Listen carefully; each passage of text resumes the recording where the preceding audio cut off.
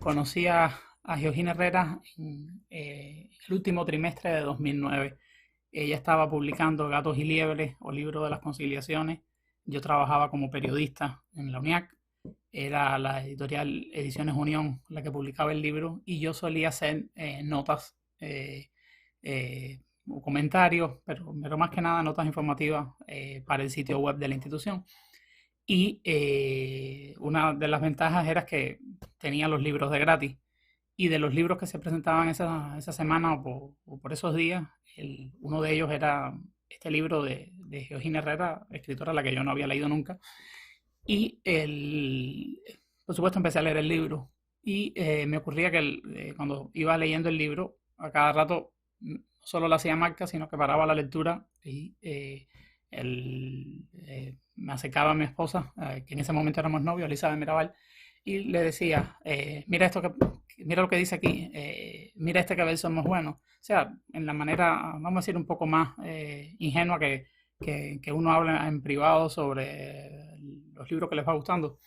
Y entonces preparé la nota o iba a preparar la nota o creo que había concertado una entrevista con ella para hacerle algunas preguntas. Y, y me dice Elizabeth, bueno, Carlos, si te ha gustado tanto el libro, ¿por qué no le hacen una entrevista larga? En esa época nosotros hacíamos entrevistas. Y, o sea, fui a ese encuentro que nos encontramos un poco antes de la presentación, o creo que 1 o 2 horas antes, y yo me aparecí con más preguntas más allá de una pequeña entrevista. Lo que yo sentía que ella representaba en la literatura cubana o en la ciudad letrada cubana en la que yo vivía en ese momento, era, o sea, el término que escogí para el título, que fue Georgina Herrera Outsider. Considero que ella a primera vista desde fuera no lo parece, pero ella era una verdadera outsider en todo el sentido de la palabra. No creo que haya un término equivalente en español que en la economía de un solo sustantivo capte todo lo que el término transmite en inglés. Y curiosamente fue una entrevista que influyó mucho en mi destino laboral posterior. Fue una entrevista que motivó varias de las situaciones que me ocurrieron a mí posteriormente, pero eso ya es otro cuento. Tengo muchos recuerdos asociados a ella. Georgina era una persona muy dulce, era una persona muy delicada en su trato, nunca te hacía sentir mal. O sea, siendo obvio que ella sabía más que yo, que era más inteligente que yo, él nunca o sea, nunca te hacía sentir. Pero con esa misma dulzura que ella tenía, y este pero no es malo, era una persona que eh, la acompañaba como una aureola, como una energía, que ella preservaba su espacio. O sea, no era algo como desprecio, no lo era, pero uno sabía que ella era autosuficiente en el buen sentido de la palabra autosuficiente. O sea, ella era lo suficientemente fuerte, sólida, para, creo yo, no necesitar, o sea, para ser enteramente libre. Yo creo que ella fue una persona enteramente libre. Y eso, y siempre, o sea, a mí siempre me complace, cuando, incluso desde lejos, desde cerca, cuando uno conoce a una persona que tú sientes que es libre. Y libre en todos los sentidos. O sea, no creo que tuviese ninguna limitación eh, tanto objetiva ni subjetiva. Me parece que era una persona muy flexible, muy tolerante, que fluía por sobre cualquier obstáculo que se encontrara. En mi caso personal, como lector, me ocurre que Georgina Herrera es una de las poetas que yo releo con bastante frecuencia. en el caso de los poetas a los que a cada rato vuelvo, sobre todo el único ejemplar de obra publicada de ella que tengo conmigo, que es Gatos y Liebres o Libro de las Conciliaciones, que se publicó hace 15 años atrás. Y siempre que en alguna conversación o en algún encuentro uno llega o los presentes llegan al punto de hablar de mis escritores favoritos, la poesía que prefiero, cuando tengo que hablar de la poesía a la que yo más vuelvo, de alguna manera u otra siempre hablo de Georgina Herrera. De hecho, fue por estar hablando de ella con un poeta colombiano en diciembre de 2021, el que estábamos hablando de críticos colombianos que habían escrito de poetas cubanos, de críticos cubanos que habían escrito de poesía colombiana. Hay un momento en que hablamos de los poetas favoritos que uno había tenido oportunidad de conocer y yo le comento, bueno, en mi caso hay varios, confieso que no dije muchos, pero entre los que dije le comento, una de ellas se llama Georgina Herrera y vive actualmente en La Habana. Y él me contesta, ella acaba de fallecer hace tantos días, o sea, había pasado esa exacta cantidad de tiempo de su fallecimiento. Obviamente yo me hubiese enterado a los pocos días o en fecha cercana, pero yo no había visto la noticia, no me había enterado. Y fue cuando él me dice eso, que esa misma tarde, o sea, me senté y te escribí después de varios años sin estar en contacto contigo, fue que te hice el correo de pésame.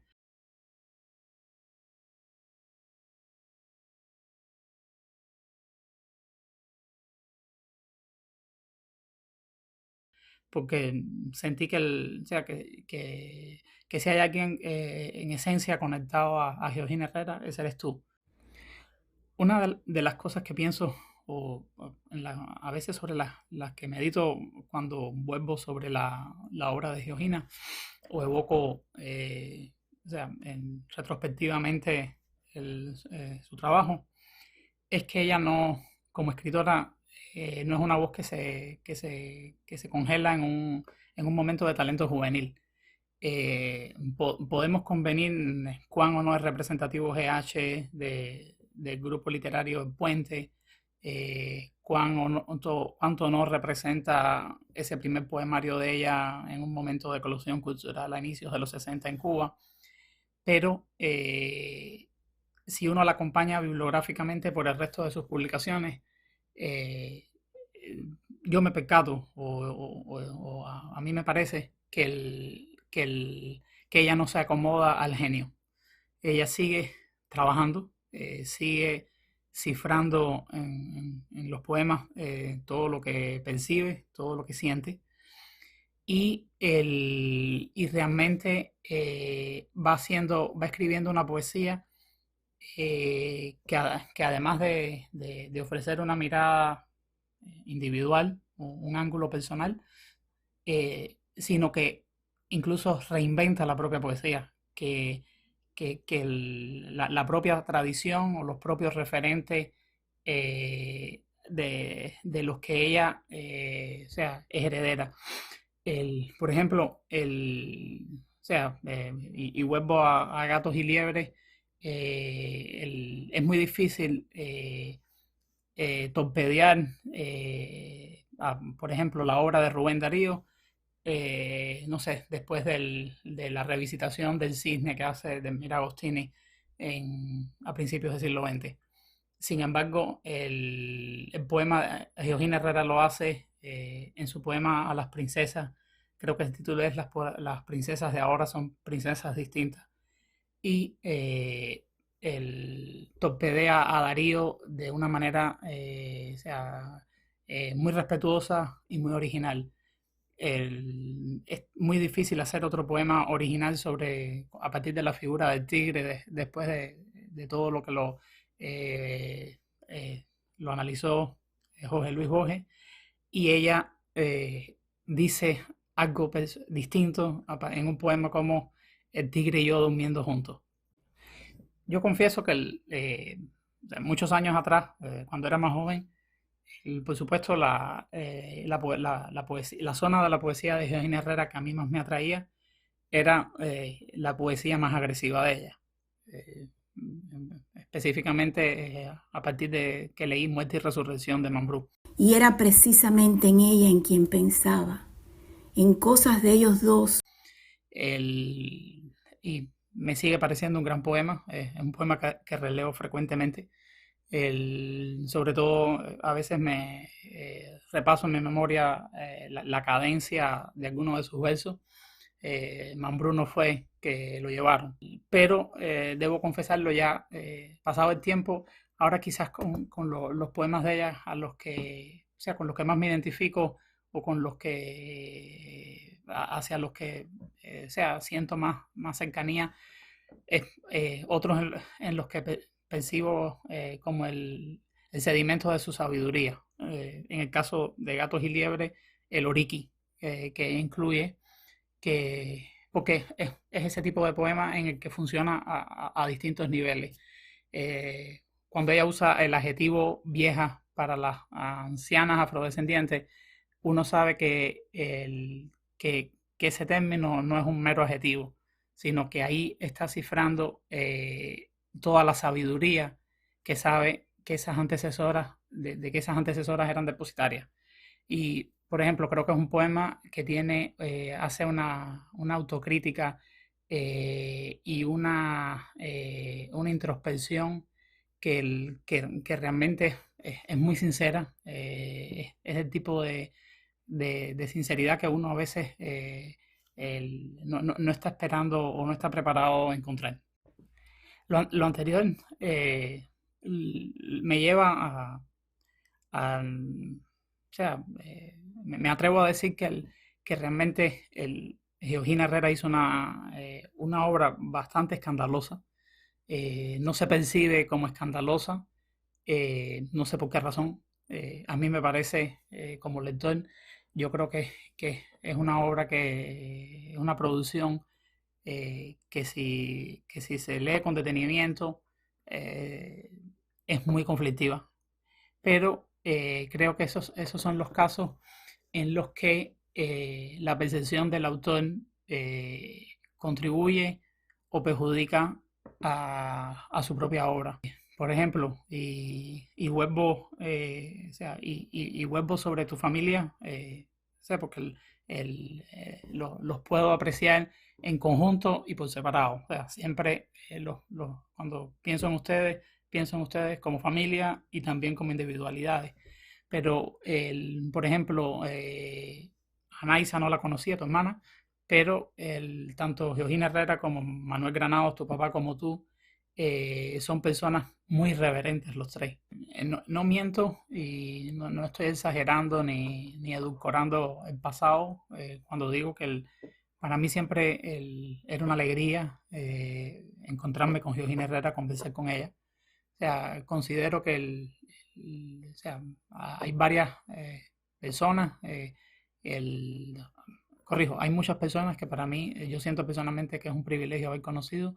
Una de ellas, Georgina Herrera, eh, era una persona de una absoluta sabiduría, no solamente desde el punto de vista literario, como artista, como escritora, sino como ser humano. Ella, eh, eh, o sea, realmente uno sentía que estaba, eh, cuando uno interactuaba con ella, uno sentía que su propia personalidad no era impedimento para el flujo de la comunicación. O sea, ella te escuchaba, no sentía ninguna necesidad de decir una frase original, no sentía ninguna necesidad de demostrar nada. Eh, Ella, o sea, era evidente, o sea, todo el poder o sea, que ella poseía. Aparte de los recuerdos personales, de la memoria de ella que a mí me acompaña, y que por supuesto siempre eso ayuda, ¿no? A que la emoción que te transmite una poesía no solamente sea algo sea, inducido por la lectura o por la reacción que provoca, o sea, un texto literario, una obra artística, sino que hace o sea, que tú, que al menos yo, sienta como lector que también tengo otro nexo ya más personal con eso que estoy leyendo. Siempre le estaré, o sea, le tengo que estar agradecido, o sea, no lo puedo decir de otra manera. Incluso si no lo hiciera, sería una tontería de mi parte. Le tengo que estar agradecido a Georgina Herrera porque ella tuvo determinados gestos o acciones hacia mí que personalmente a mí me ayudaron mucho y que representaron un apoyo. Buenas, Ignacio, muchas gracias por invitarme a ser parte del homenaje que le brindas a tu madre, la gran poeta cubana, Georgina Herrera. Me preguntabas, o me pedías, perdón, que hablase de mis encuentros con ella. En realidad, mi encuentro con ella data de un día en que fui a conocerte a ti. Ese fue el día que tú y yo nos conocimos. Y Georgina vino, se hizo presencia, saludó, pero posteriormente se fue, dejándole a su hijo el espacio de las visitas, de las lecturas de poemas. Es decir, que yo vengo hoy respondiendo a esta información, a esta invitación, perdón, para hablar como lectora, más que nada como lectora. Yo recibo una poesía de una poeta que siempre ha trabajado en poesía y para la poesía. Y eso es muy importante para mí.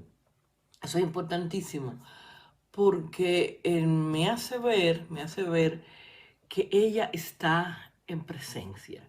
Está en presencia porque el cuerpo externo de la poeta ha desaparecido, pero su cuerpo interno, el tejido, la escritura permanece y navega en las olas del olvido, pero también en la recuperación de la memoria. En los últimos años, Georgina y su poesía han comenzado a ser recobradas, como si la poeta no hubiera estado siempre ahí. Y tal vez es mejor que haya sido así, porque a todo gran poeta se le da en algún momento la gracia de despertar las conciencias. Y Georgina ha despertado a los nuevos lectores de poesía y a académicos, hipnotizados, por no decir que dormidos, ¿verdad? Que no supieron verla antes. Otra cosa de la que yo te quería hablar, Ignacio, y que parece de alguna manera tal vez inútil, ¿no? Es de los años en que ella publicó. ¿Por qué yo me quiero detener en esto por un momento? Porque esos momentos de sus publicaciones me hacen ver a mí su remarcada atemporalidad. Si nosotros nos atenemos al año de su nacimiento, año 1936, y la publicación de sus primeros poemas a los 16 años, es decir, estamos hablando del año 52, 1952, y publica estos poemas en el Diario de la Tarde y en El País, pues no queda duda, nuestra Georgina pertenece a la generación de los años 50. Ahora bien, si nos enmarcamos en la publicación de su primer libro, GH, en 1962, esto ubica a Georgina en las ediciones El Puente, con las ediciones El Puente, que como sabes fueron reprimidas, acusados de extender el Black Power y la homosexualidad. Luego vamos a tener que su tercero y su cuarto libro se publican en el año 74, es decir, más de 10 años después. Y si bien podríamos pensar, ¿no?, en algún momento que como que después de las ediciones del Puente había caído en un cierto ostracismo Georgina, pues luego, curiosamente, este patrón se repite, ya sea por mala voluntad de las editoriales o ya sea por su personalidad, ¿verdad? que determina acabar sus libros como una maestra de orfebrería, ¿verdad? Entonces se da este arco temporal de más de 10 años posteriormente.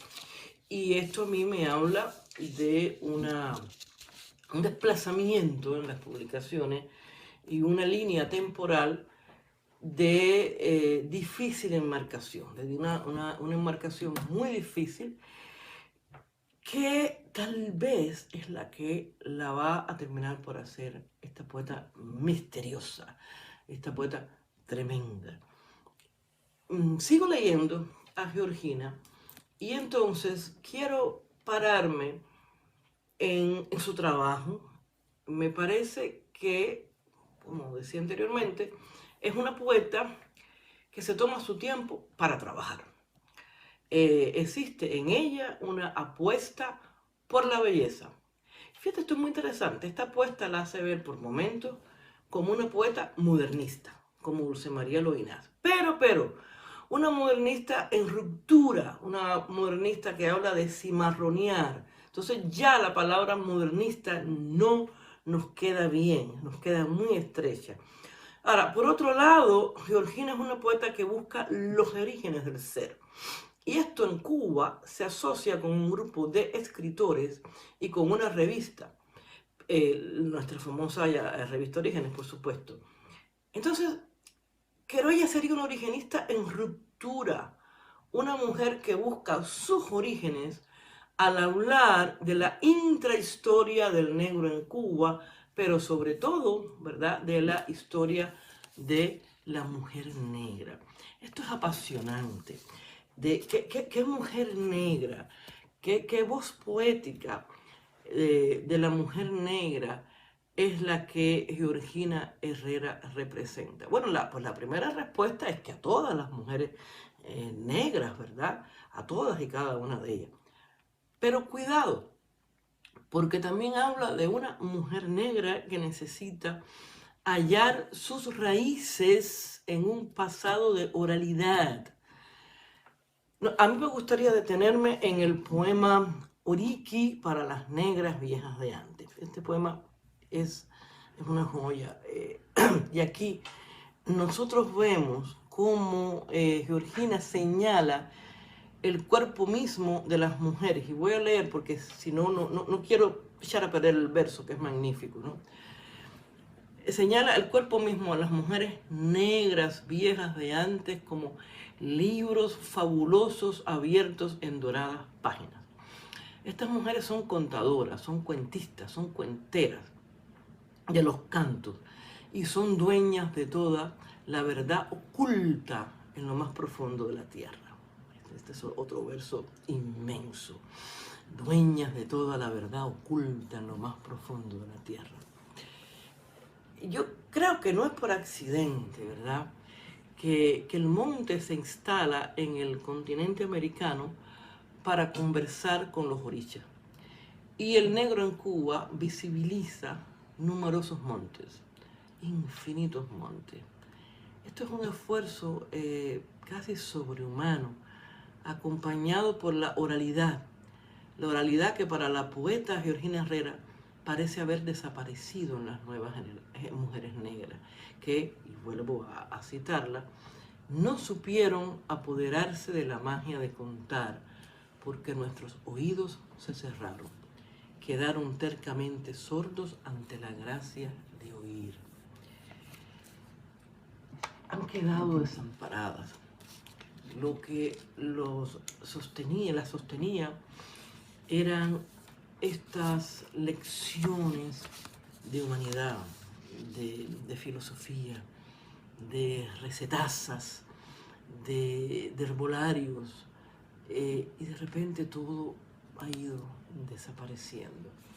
Pensemos entonces también otra cosa. Ha dicho la palabra tierra, de manera tal que yo pienso que de alguna manera el reclamo de Georgina está cargado de maternidad.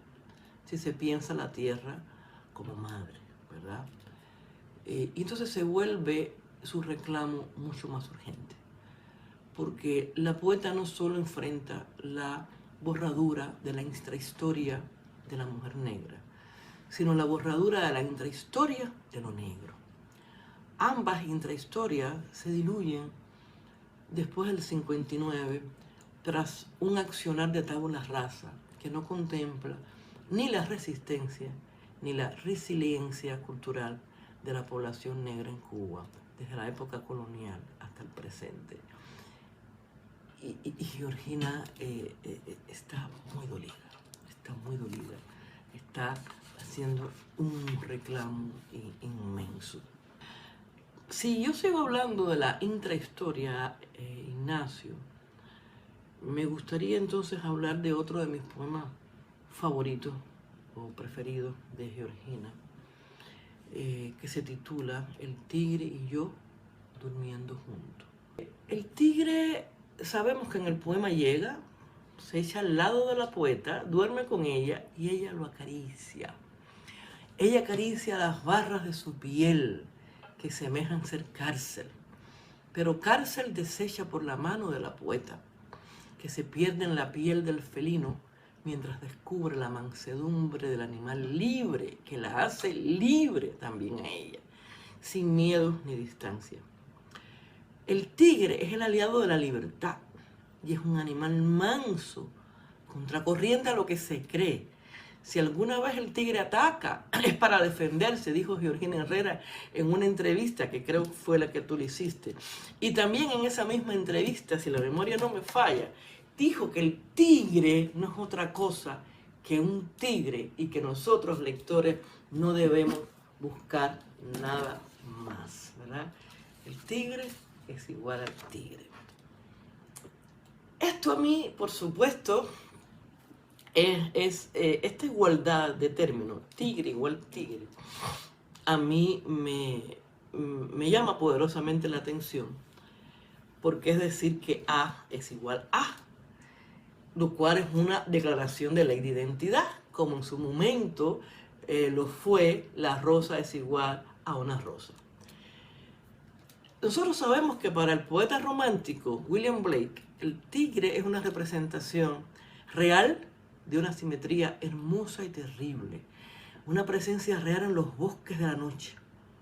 Y mira tú, en el siglo XX, en nuestra lengua castellana, puede ser que hayan otros poetas, pero yo recuerdo dos de la manera en que han tratado al tigre. Y estos dos son Jorge Luis Borges y Georgina Herrera, que lo tratan como un animal real, ¿verdad? A igual A. Pero ya ninguno de estos dos poetas puede representar al tigre poemáticamente, sin implicar los elementos arquetípicos que el período romántico le agregó a este soberbio animal que no intenta defenderse en el poema de Georgina Herrera, que ni tan siquiera con los ojos son luminosos como en el poema de Blake, ni que anda por los bosques, no, está echado a un lado y ella lo acaricia y sueñan juntos, ¿no?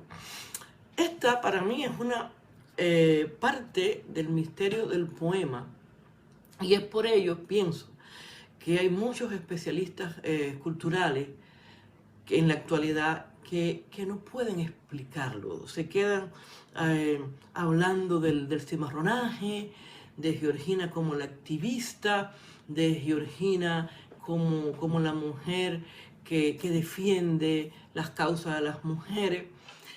Y eso está muy bien, y yo creo que Georgina hizo eso toda su vida, pero este poema sitúa a Georgina junto con otros poemas, pero es que no tengo la posibilidad de leerlos todos, ¿verdad? Pues la sitúa en la reflexión sobre la experiencia de la vida. Ella teme que se acabe su sueño, teme que tanto ella como el tigre desaparezcan al despertar. ¿Y cómo podría? Y creo que es una pregunta que Georgina nos lanza. ¿Cómo podría Georgina haber dormido con el tigre y no haber sido devorada?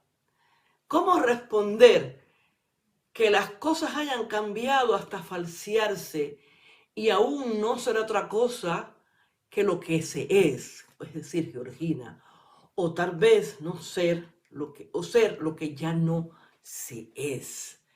Yo creo que esto es una de las reflexiones más poderosas de la poesía de Georgina Herrera, que se representa de una manera diáfana, clarísima, en este poema, y que nos hace ver que Georgina Herrera es una poeta inmensa, que no podemos etiquetarla solamente con los estudios modernos, que están muy bien porque claramente abogó por la recuperación de la historia de la mujer negra. Eso está muy bien.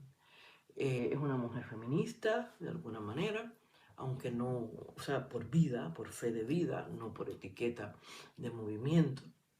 Pero definitivamente hay en su poesía momentos de reflexión de la esencia humana que recorren la historia, valga la redundancia, la historia humana y la historia de la literatura de una manera tan sencilla, de una manera tan prístina, que impacta y que nos deja asombrados ante este quehacer de grandeza poética. Georgina no era de esas personas que escriben poesía por vanidad, estar a la moda o ser alguien. Le venía de muy lejos y desde dentro de lo que se pudiera llamar su vida.